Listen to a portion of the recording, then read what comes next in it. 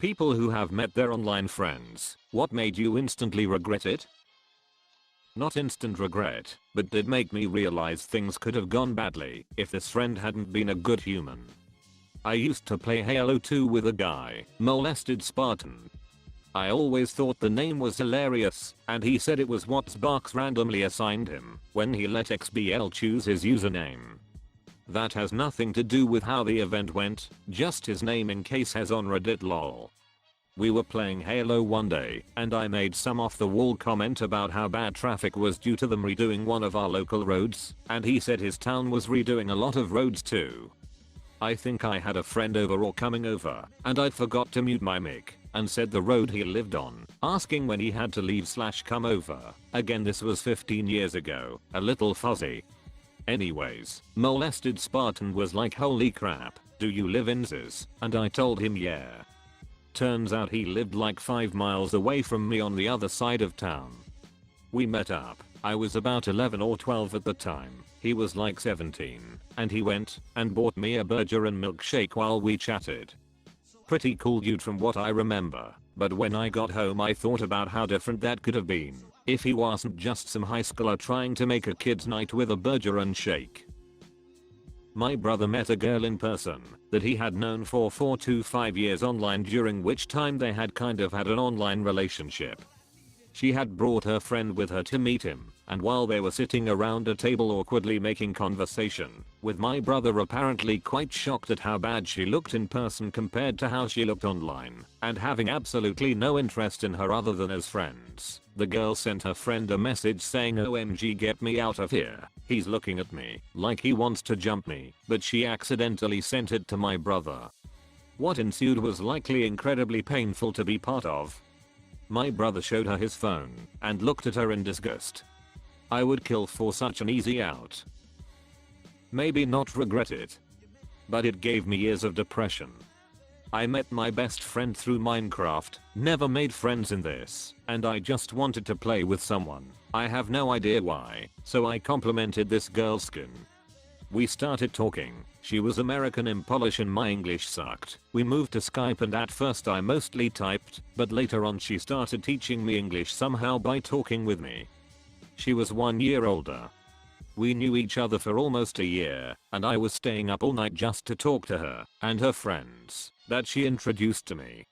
She was also depressed, so we talked with each other, and she was the first person that truly listened to me.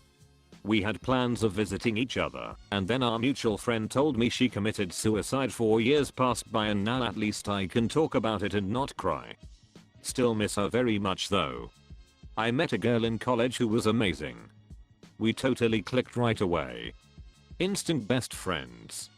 We both talked a little about our depression and we leaned on each other for support. However, I had no idea how bad it really was for her. She committed suicide and I didn't find out until I got an email from our school. I went to a support group with her boyfriend and mother for a time. I still think about them, and I miss her so very much. Met my best friend at the time on League of Legends. After talking every day for 3 years, I ended up moving to a state much closer to him, so we decided to finally meet. We talked before about all the things we'd do together and how awesome it would be. I loved him so much. He was there for me through so much and was a wonderful friend. He had a new girlfriend at the time of our meetup, and he brought her along with him.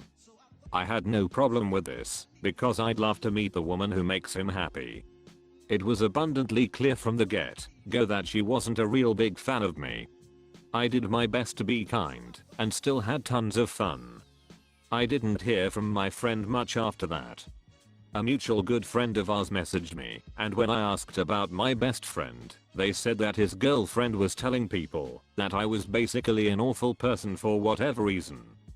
3 years later, and he is engaged to this woman, and I'm happy for him, but I haven't spoken to him in those 3 years. I still miss him every day, and I wish I could be there for him on his wedding day. She flew in town to be a bridesmaid in my wedding, and she decided to cheat on her husband with one of the groomsmen and blame me for that. Because it was my wedding, so that clearly makes it my fault she was unfaithful. How dare you have a wedding on this, the day of my adultery? Was this the first time you met Irol? Wild. Yep. And the last. Lol. I invited him over to my house and he shat all over my toilet. Just to clarify, it was not in the toilet, it was on the seat, and a bit of it landed on the floor. Well, that's a conversation starter, jeez. Met a girl I really liked on WoW, but she lived in another country. After a couple of vacations there it turned into a relationship. Made the decision to move and start a new live there with her. After living there for 4 months I slowly realized she was crazy as hell. Huge mood swings paired with a lot of aggression. Ended up getting stabbed in the side by her while asleep. Needless to say, after getting out of the hospital I took the first plane back home. She's still in a psychiatric hospital. What did she stab you with? My new filleting knife. Happy she grabbed that instead of one of the older blunt ones. Luckily she missed any fiddle parts, and it was only a 4-day stay at the hospital for observation. Lucky indeed. I suppose you at least got a good story out of it, and not an extended hospital stay or worse. I have weird story about a lesbian I met online and eventually Irol. For reference, I'm a B-girl. We started talking after I made a comment on a lesbian forum about being a single lesbian mom. I still didn't know if I was bi or a lesbian at the time. We started messaging a lot. Hundreds of texts a day. This included sexting and trading nudes a lot too. But she was always obsessed with my daughter. Like almost demanding pictures of her and updates on her. Eventually we arranged to meet up. When we finally see each other in person she looks shocked and asks where my daughter was. Being babysat by mom, so we can have a date. I could tell this threw her off a bit. After our date we start hooking up at my place. Even then she was still asking about her. After this, can I meet her? Would you let me babysit? Do you think she'll start calling me mommy? I was like, chill, she's 1.5. This combined with her being obsessed with my daughter's stuff, including stealing a pacifier, a dirty onishi, going through the diaper pail. I decided this lady is crazy. She ended up stalking me for a while, but I was moving back in with my mom anyway, so I managed to escape. I was playing LOL with this guy for over 1 year, and we got along really well. We talked and played for hours every day and we shared a lot of thoughts and secrets. We never exchanged photos though. I started to like him very much and didn't care that I didn't have a photo of him because young me thought if his looks changed your feelings it would mean you are very superficial. We made plans to meet up and he drove to my area in his car. His car was very small, which isn't a problem, but when he opened the door and this 400-pound dude got out it looked really silly. No kidding, the car was only marginally bigger than he was. I was kinda stunned, but carried on like everything was normal. I didn't want to act superficial after all. We hugged and he smelled just disgusting. The smell can only be described as a mixture of old sweat, smoke, and clothes that didn't dry right away. Later that day he kissed me, and I almost threw up. It was only my second kiss and I never had the pleasure to kiss a smoker before. It was a horrible experience. I still got into a relationship with him because I thought at least he has this amazing personality. Oh boy, how wrong I was. He turned out to be an abusive pose. When I was in high school I met a guy from a different high school in a local chat room. We hit it off, and after a few days we agreed to meet up at the store I worked at once I finished work. Well, I guess he showed up a little early with a friend and came through my check stand. I thought it was him. We'd swapped photos, but I was really shy and didn't want to be wrong. I waited for him to introduce himself, but he never did, and he and his friend paid for whatever they had and left without conversation. I was still hopeful that wasn't the guy, so I waited up for him for an hour after my shift. Of course, he never showed because that absolutely was the guy. He must have been disappointed when he met me in the checkout line. And instead of being a decent person and saying he wasn't interested, he just ghosted me.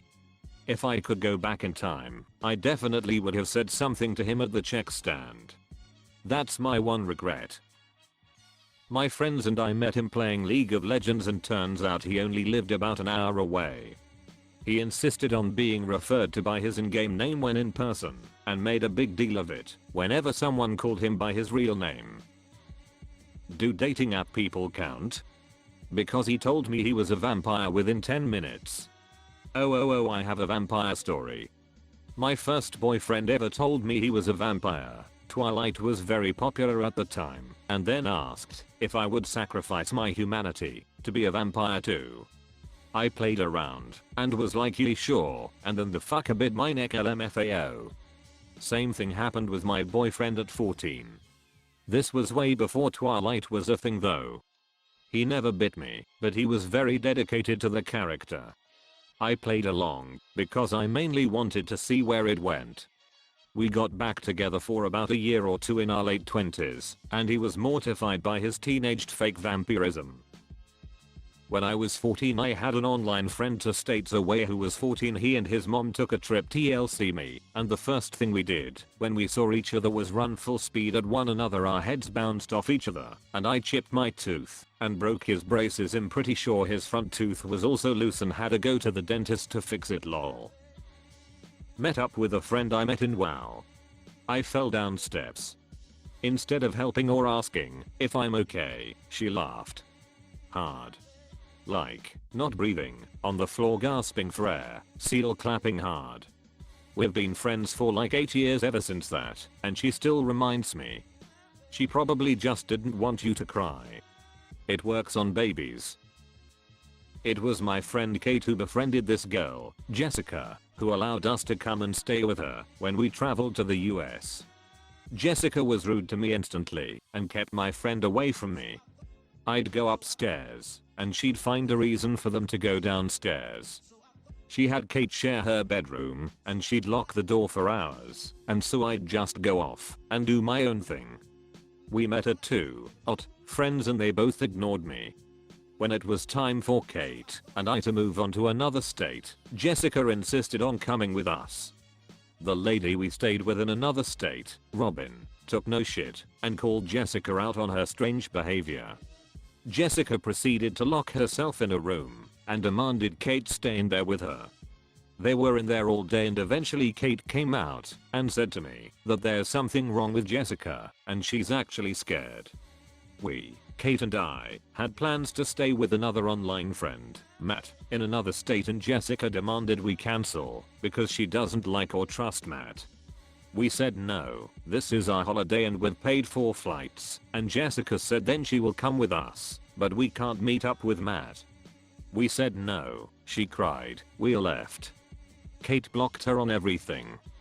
Kate's mother called us not long after saying Jessica contacted her crying, saying Kate is in danger, and we abandoned Jessica, and she's so concerned for my friend's safety. Edit to add, as I recall, she claimed to be concerned about Matt and basically wanted Kate's mum to tell us to stay with Jessica.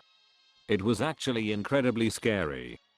Kate found out later from another girl, Jane, they all knew each other from a forum, that Jessica had been telling everyone they were in love, and had even slept together. I don't know how much of that is true, but I've known Kate for 20 years now, and she's never identified as anything but straight. She denied it 100%. Jessica was just obsessed with her, and months later Kate heard Jessica was telling everyone she was saving money to come to our country to find Kate. She never did, thankfully. Other than the time spent with this girl, we had a great holiday and made some good friends. I still talk to Matt, he's great. If you are new to the channel you can subscribe. I publish new videos every day. Until then you can check another video.